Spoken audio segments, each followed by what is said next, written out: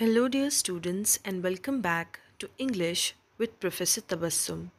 आज की हमारी वीडियो में हम डिस्कस करेंगे second prose of intermediate first year English that is father dear father. ये एक सिंगल एनोटेशन आंसर है, यानी कि वन आंसर फॉर ऑल। अगर आप ये एक आंसर को बहुत अच्छी तरीके से पढ़ लो, then you don't need to revise any other question answer. Even for question answers you can write the same answer. Okay.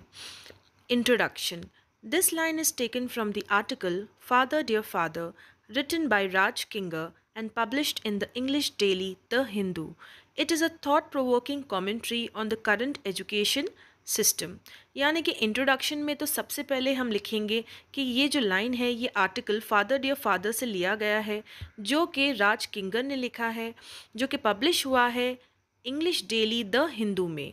It is a thought provoking commentary on the current education system, यानी कि ये लोगों को सोचने पर मजबूर कर देता है, वैसा आर्टिकल है ये, और ये कॉमेंट्री है। कॉमेंट्री यानी कि ये रिमार्क्स है किसके ऊपर? करंट इंडियन एजुकेशन सिस्टम के ऊपर। Context. It is an unsent imaginary letter written by a student named Rahul in response to his father's letter, who scolded him for losing his marks. Rahul expressed his disappointment in the letter. Rahul is a class topper, but his first rank slipped to the second in the class after losing a quarter of a mark. यानी कि ये जो है father dear father, ये basically एक unsent imaginary letter है, यानी कि एक ऐसा लेटर जो कि राहुल अपने फादर को दे नहीं पाया। और ये इमेजिनरी लेटर इसलिए है क्योंकि जो ऑथर है राज किंगर, वो इमेजिन करते हैं एक बच्चे को जो कि राहुल है, वो लिख रहा है एक लेटर। सो दोनों भी इमेजिनरी है, राहुल भी और वो लेटर भी। Okay, so that is why it is an unsent imaginary letter, जो कि राहुल ने लिखा है अपने फादर के रिस्पॉन्स में। यानी कि पहले तो फादर ने लेटर लिखा है जिसमें वो राहुल को डांटते हैं, उसके बाद राहुल ने लेटर लिखा है जिसके अंदर वो अपनी तकलीफ़ को जाहिर करता है। ही एक्सप्रेसेस हिज डिसअपॉइंटमेंट। अब फादर ने तो लेटर में डांट दिया था क्योंकि राहुल ने लूज़ कर दिया है क्वार्टर मार्क अपने इंग्लिश के टेस्ट में, जिसकी वजह से उसकी फ़र्स्ट रैंक से वो सेकंड रैंक पर आ गया है क्लास में। वो पहले तो क्लास टॉपर हुआ करता था। So this is the context. Explanation. Rahul expresses his mental pain in the letter in the form of 4 conflicting points. यानी कि राहुल जो है वो अपनी जहनी तकलीफ़ यानी कि मेंटल पेन को इस लेटर में 4 हिस्सों में 4 पॉइंट्स में डिस्क्राइब करता है, जिन्हें हम कॉन्फ्लिक्टिंग पॉइंट्स इसलिए कहते हैं क्योंकि वो ऐसे पॉइंट्स हैं जिस पर राहुल डिसअग्री करता है। First is that grandfather learnt life lessons along with his formal education. He roamed in fields, plucked mangoes and guavas, played marbles and gilli danda and also cooked food. Okay, so grandfather जो थे उन्होंने ज़िंदगी के सारे lesson सीखे हैं, उनकी formal education भी हुई है, साथ साथ में वो फील्ड्स में घूमे हैं, उन्होंने झाड़ों पर से मैंगोज़ और गावास प्लक किए हैं, वो मार्बल्स और गिल्ली डंडा भी उन्होंने खेला है, और उन्होंने खाना भी बनाया है on the river banks. But Rahul's father studied the Pythagoras theorem and other tough subjects which are not required in the current business.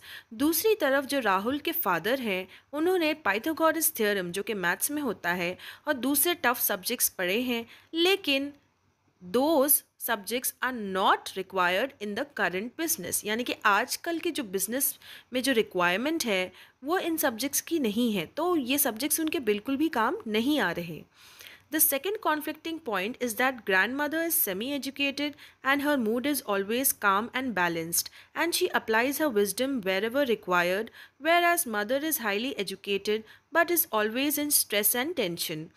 यानी कि जो grandmother है वो सेमी एजुकेटेड है, ज़्यादा एजुकेटेड नहीं है वो, और उनका मूड जो है हमेशा काम एंड बैलेंस्ड रहता है, और वो जो है हमेशा अपना जो भी टाइम है वो किचन और रिलीजियस स्क्रिप्चर्स पढ़ने में बिताती है। यानी कि शी रीड्स रिलीजियस बुक्स। जाहिर सी बात है अगर पढ़ी लिखी नहीं है तो वो घर के कामों में ही खुद को इन्वेस्ट करेगी। And then she uses her wisdom, जहाँ पर भी उनको ज़रूरत पड़ती है वो अपना विजडम इस्तेमाल करती हैं, यानी कि उन्हें पता है कि कब बोलना है और कब नहीं बोलना है। दूसरी तरफ जो राहुल की मदर है वो बहुत ज़्यादा पढ़ी लिखी है, लेकिन वो हमेशा स्ट्रेस, टेंशन और डिप्रेशन में रहती है। So Rahul thinks that does education make people fearful and frustrated. So Rahul ये सोचता है क्या पढ़ाई ऐसी होनी चाहिए जो कि इंसान को डरपोक और फ्रस्ट्रेटेड बना दे, यानी कि इंसान हर छोटी बात पर चिढ़ जाए।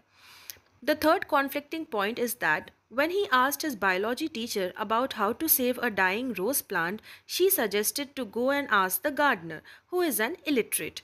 यानी कि जब राहुल अपने बायोलॉजी टीचर के पास जाता है ये कहने कि जो प्लांट है उसे पेस्ट लग गए हैं, यानी कि कीड़े लग गए हैं, वो रोज़ प्लांट अब बस मरने ही वाला है, तो मैम इस मरते हुए रोज़ प्लांट को कैसे बचाते हैं। तो बायोलॉजी टीचर ये कहती है कि ये तो हमारे करिकुलम का हिस्सा ही नहीं है, इसलिए वो कहती है कि तुम जाकर गार्डनर से पूछ लो। ओके, गार्डनर वो होता है जो कि प्लांट्स की रखवाली करता है, उन्हें टेक केयर करता है गार्डन में, और जो कि एक जाहिल इंसान होता है, वो पढ़ा लिखा इंसान नहीं होता, ही इज़ एन इलिटरेट।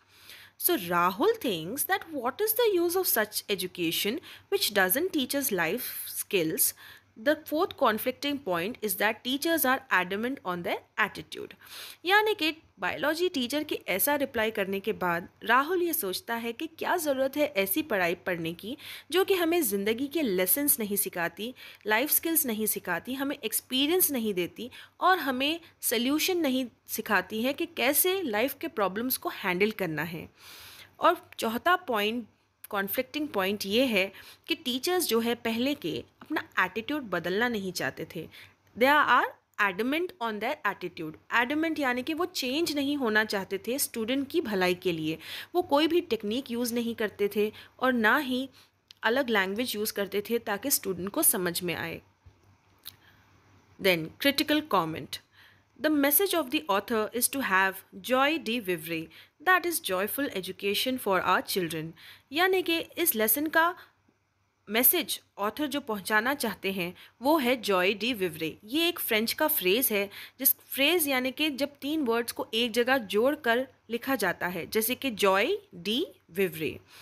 सो इस फ्रेज़ का मतलब होता है जॉयफुल एजुकेशन। तो वो जॉयफुल एजुकेशन चाहते हैं अपने बच्चों के लिए। The article identifies flaws in the mindsets of parents, students, teachers and government officials. ये जो आर्टिकल है वो पहचानता है फ्लॉज यानी कि कमी, जो कि माइंड में है किसके, पेरेंट्स के, स्टूडेंट्स के, टीचर्स के और कई सारे गवर्नमेंट ऑफिशियल्स के।